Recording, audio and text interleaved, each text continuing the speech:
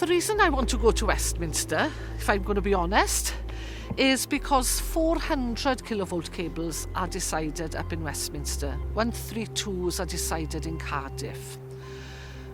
400 kilovolts are placed underground, or are organised by National Grid. 132 can be Joe Bloggs and their partners, really, as long as they have this licence from Ofgem.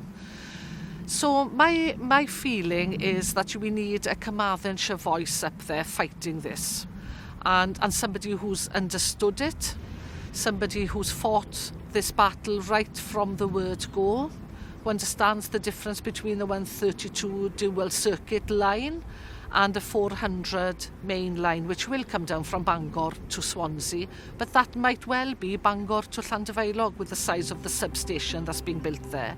So we just need to have somebody there that understands this and isn't afraid to fight the fight, and I will fight the fight.